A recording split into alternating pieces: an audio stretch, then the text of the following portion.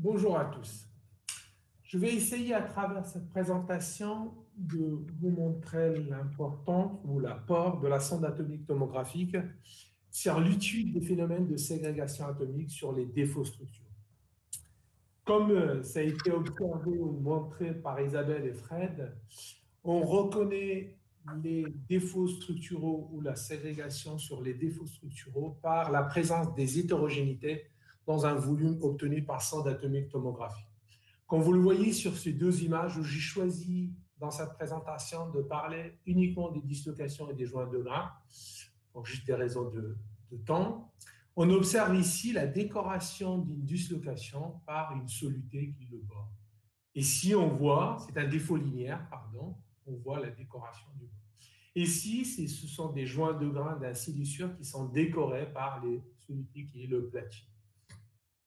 Donc la sonde nous permet d'avoir cette visualisation et de reconnaître les éléments qui ségrègent sur les défauts structurants. Il est connu que la présence de la ségrégation sur les défauts structurants impacte les propriétés physico-chimiques. À titre d'exemple, dans le domaine de la microélectronique, la ségrégation aux interfaces change la conduction électrique à travers ces interfaces. Dans le domaine d'allègement des pièces automobiles, la ségrégation de solutés sur les joints de grains contrôle la proportion de la phase dure dans un acier dual phase. Et dans le domaine de fragilisation, la ségrégation sur les joints de grains et les dislocations est un mécanisme fragilisant des aciers utilisés dans le domaine nucléaire.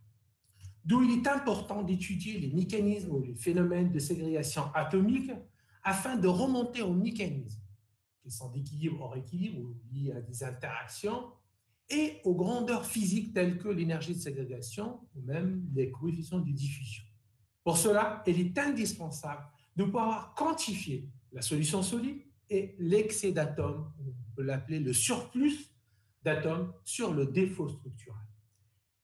Et ensuite, réécrire les modèles que nous connaissons avec les fractions atomiques en faisant introduire cette grandeur d'excès sur le défaut pour pouvoir répondre aux mécanismes et aux grandeurs physiques. Alors, comme vous l'avez vu, pour monter à la solution solide, la sonde permet de remonter, de mesurer la concentration atomique en comptant les atomes, comme vous le voyez ici. Sur un volume où on a la distribution est homogène, la fraction atomique, c'est le nombre d'atomes qu'on mesure divisé par le nombre de temps.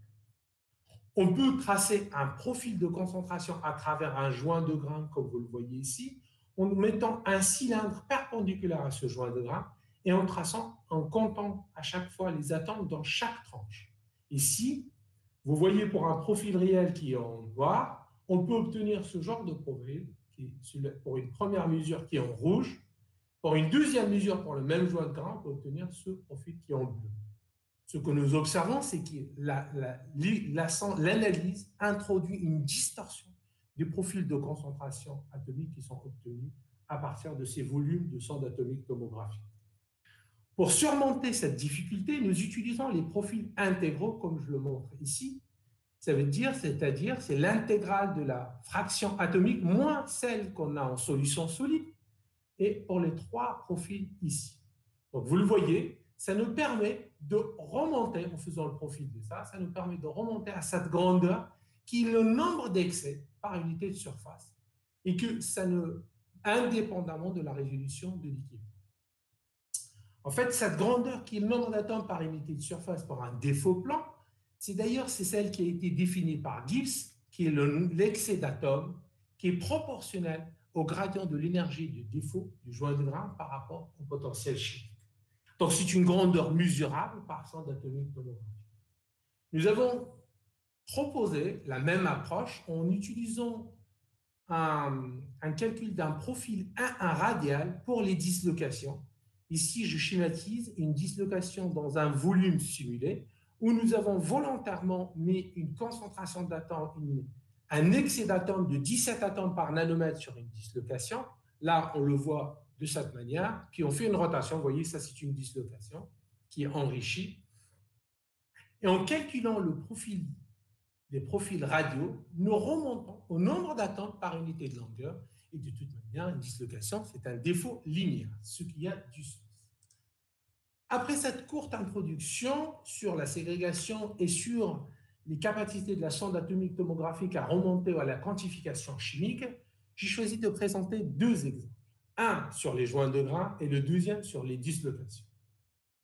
Alors, les mécanismes de ségrégation, nous connaissons deux mécanismes, je peux citer deux mécanismes. Un qui est de l'équilibre, qui est connu par la théorie de MacLean, qui relie la fraction atomique ségrégée sur le joint par rapport à celle qui est au voisinage, qui est en solution solide, et l'énergie de ségrégation. Si la température est constante, si on augmente la solution solide, nous savons que la quantité ségrégée va augmenter en respectant la théorie de MacLean. Par contre, si on a la solution solide qui est constante, si on fixe la solution solide, et en augmentant la température, la ségrégation dans ce cas diminue. Ça, c'est dans le cas de la ségrégation d'équilibre. Ce qu'on observe, c'est tout le contraire, ce qu'on observe dans la ségrégation hors équilibre, où quand on augmente la température, la ségrégation augmente. Ça, c'est lié que le mécanisme est basé sur un entraînement de la solidité par les lacunes. Et plus qu'on augmente la température, plus qu'on augmente la sursaturation en lacune, ce qui fait augmenter la ségrégation. Il a été, dans la littérature, il a été montré de manière générale que le bore ségrège le joint de grains austénitiques par un mécanisme hors équilibre, car les auteurs montrent, en augmentant la température, la quantité ségrégée au joint de grains augmente. Nous avons mené une étude qui est similaire à celle de la littérature en choisissant une composition chimique qui est similaire aussi en collaboration avec les collègues de ArcelorMittal et en faisant un traitement thermique dans le domaine austénitique.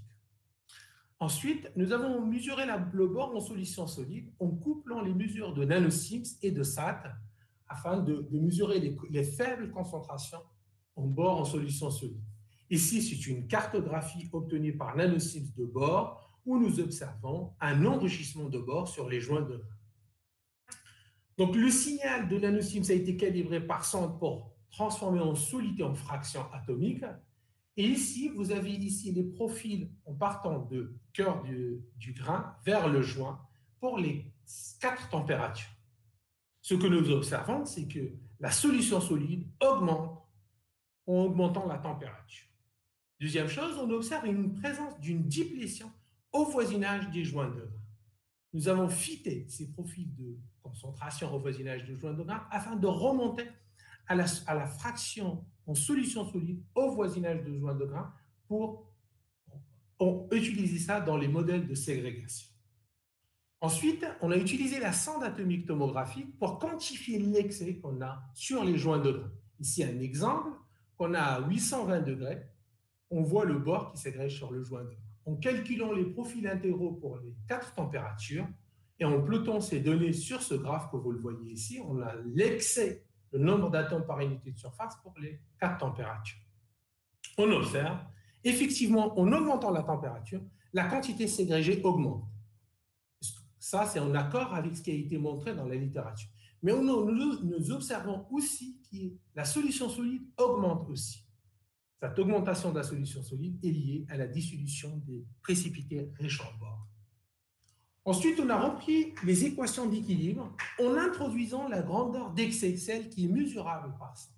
Donc, on a réécrit l'équation de MacLean qui est modifiée en introduisant sa grandeur d'excès et le gamma max. Ce gamma max, c'est le nombre d'atomes maximum qu'on peut mettre sur un joint de grain. Et pour cela, on a proposé un modèle structural en supposant que la ségrégation a lieu dans une structure CFC, c'est une surface 1, 0, 0, et que le nombre de sites favorables à la ségrégation, c'est à 4 sites. En divisant ça par A carré, nous remontons à une quantité d'excès qui est de 30 atomes par nanomètre carré. À partir de ça, nous reportons le logarithmique de ce ratio d'excès par rapport à la concentration en solution solide et nous observons que les points expérimentaux suivent une droite comme attendu par l'équilibre. Ensuite, la pente de cette courbe nous permet de remonter à l'énergie de ségrégation. Ces données nous permettent de dire que la ségrégation d'équilibre, ségrégation du bord au joint de grain austénitique, peut expliquer par un mécanisme d'équilibre, contrairement à ce qui a été montré dans la littérature. Le deuxième exemple concerne les dislocations.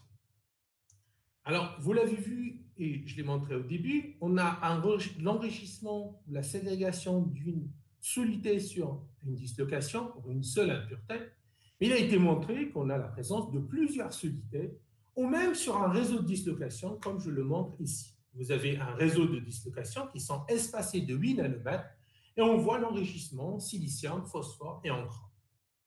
Les collègues, ils ont tracé un profil de concentration de manière perpendiculaire à ces dislocations, ce qu'ils observent, qu'il y a un décalage entre le chrome et le silicium. Ce décalage peut s'expliquer par l'anisotropie du champ de pression autour d'une dislocation. Pour aller plus loin, on peut se poser la question, est-il possible de connaître les éléments qui ségrègent à cœur, ceux qui forment un nuage de Cottrell autour d'une dislocation?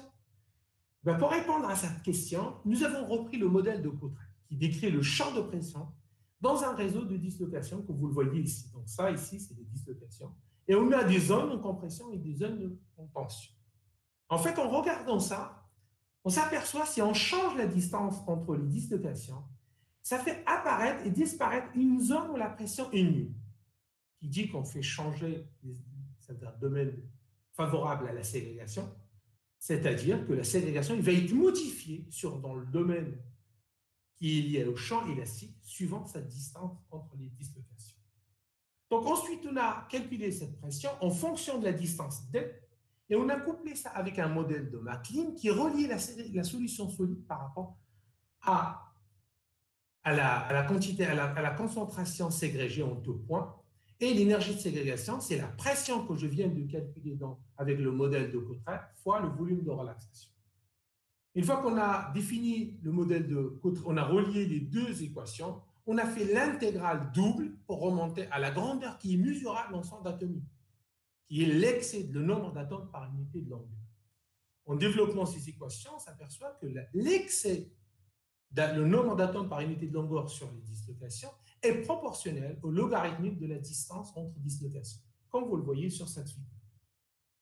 Donc ça, c'est un effet du champ élastique qui montre qu'il y a un comportement logarithmique. Deuxième information, c'est qu'on voit en rapprochant les dislocations, c'est-à-dire en réduisant la distance, la ségrégation diminue. Et en réduisant la distance entre dislocations, c'est qu'en fait, en augmentant, on est en train d'augmenter la désorientation des joints de grains faiblement désorientés.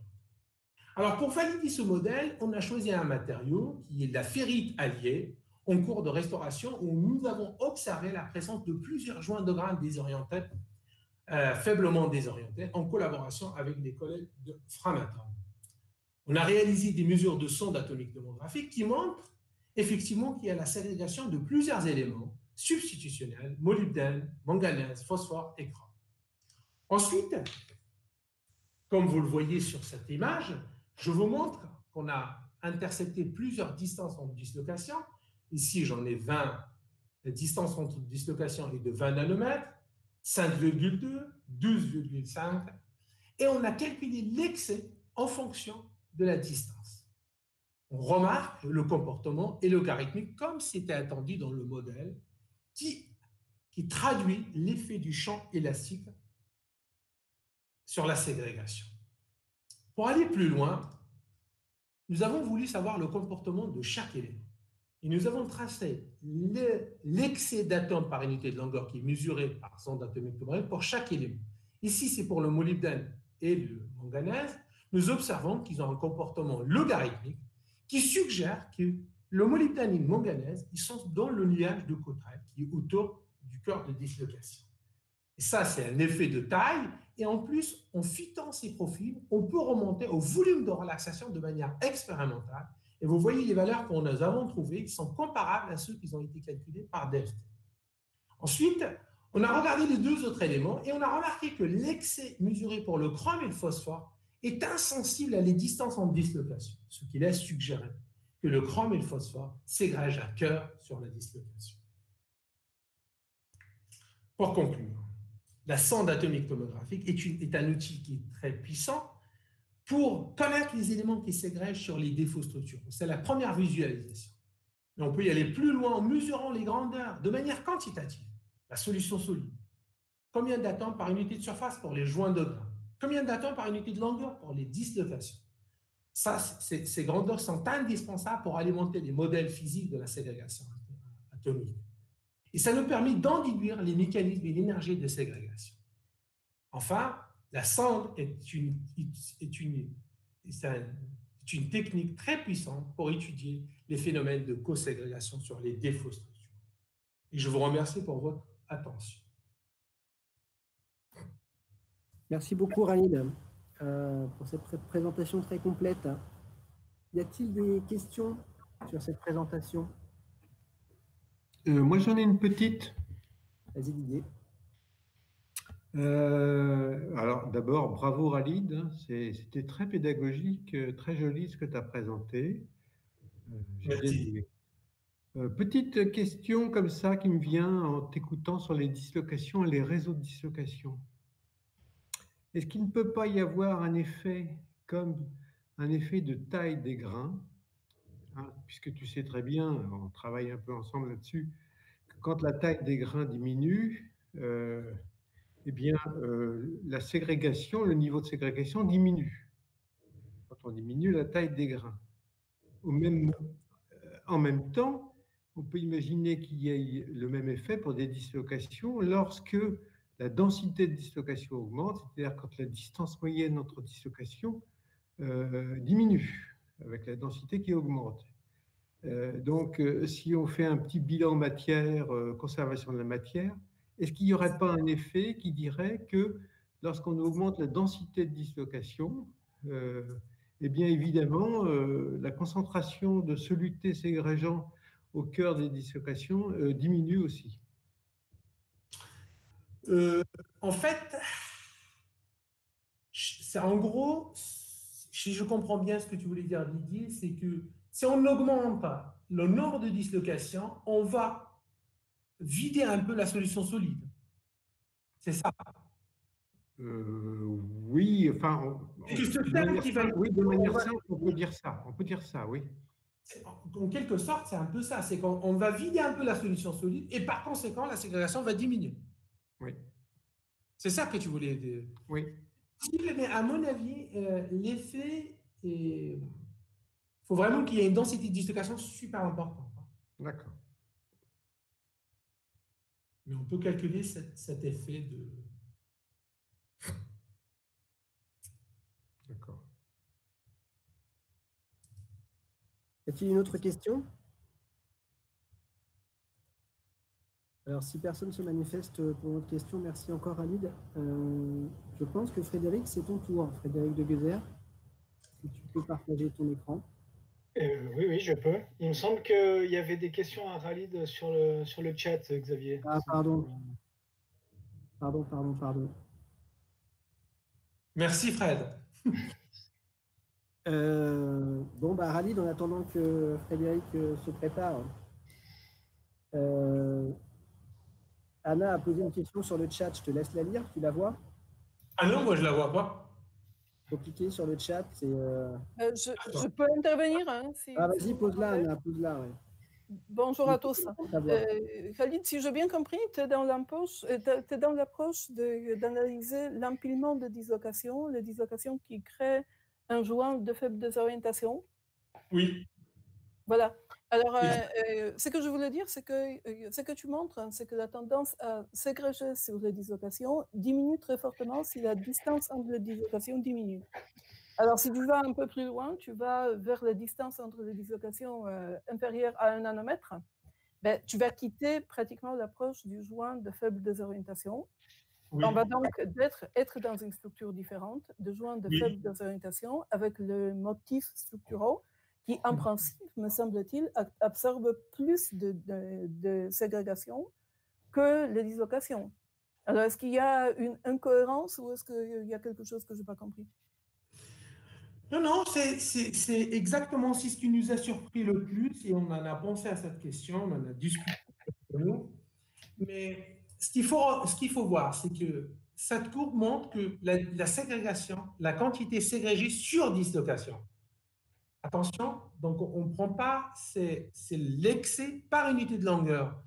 Si on veut, on a d'ailleurs proposé, si on veut l'apporter à l'excès par unité de surface, ça veut dire le joint de grain, si on veut raisonner par joint de grain, Il suffit de diviser cette équation par un T, la distance entre dislocations. Et normalement, la ségrégation ici pour les distances qu'on vous dit, les joints de grains fortement désorientés, la ségrégation est plus importante. Et je suis d'accord, et on l'a vérifié expérimentalement, que la ségrégation pour les fortement désorientés est plus importante. Mais sur le joint, ce n'est pas sur les dislocs. D'accord, merci.